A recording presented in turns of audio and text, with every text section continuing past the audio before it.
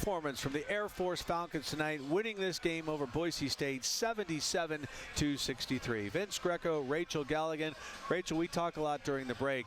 Tenacity, tenacity, tenacity. After that first quarter, the Broncos came out running like a house on fire. Air Force figured it out, went to their bread and butter, and when they play defense, they win basketball games. You know, and Riley Snyder did a great job of keeping this team in contention in that first half. And once they figured it out defensively, playing that Air Force brand of defense really into that second quarter, and then for the remainder of the game, it was a massive third quarter. Air Force came out answering the bell defensively, really amped it up.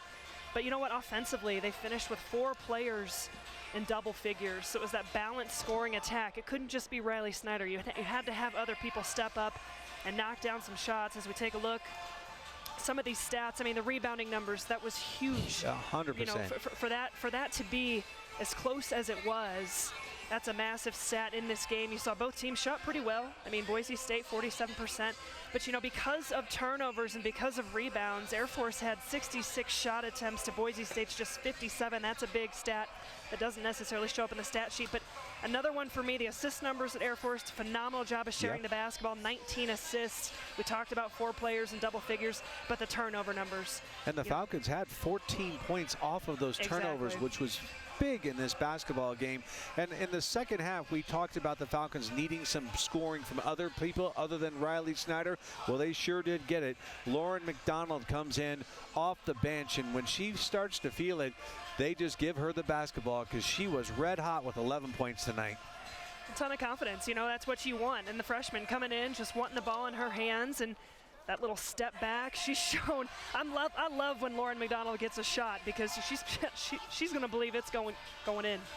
And on the other side of the basketball, they got a great performance from a couple of players, did the Broncos, as Elodie Lalott made a big presence down in the paint as she finished this game with 10 points, 8 rebounds. She was everywhere, and so was early on the spark plug in Dominique Laonidas. She played very quick, and she tried to keep her team in, but they were no match for Riley Snyder and company tonight. Riley Snyder, a new season high, 26 points. Really kept Air Force going that first half. 22 points, just 4 in the second half, but that's what you want out of your senior. She was super efficient, 11 of 13 shots, 4 of 6 from the three-point line. And that's what she does. You know, this is that point of her career. You're coming down at the end of conference play, looking to make a run in that conference tournament, winning at home, being confident at home. Riley Snyder, a new season high, but you know what? How many points is she away now from? Well, she started with 60 away. She had 26 tonight. So what is she, 34 away? 34 away from being the all-time leading scorer here for the Air Force Falcons. And the Falcons now advanced to 9-4 at home, 14-11 overall. They're going to have an opportunity to extend their home win streak this Saturday.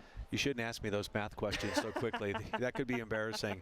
14 wins overall, 8 in the conference, an all-time record for this Air Force women's basketball team. What an accomplishment. They will celebrate tonight for sure, but they'll be back to celebrate another Senior Day this Saturday, February 19th against Utah State.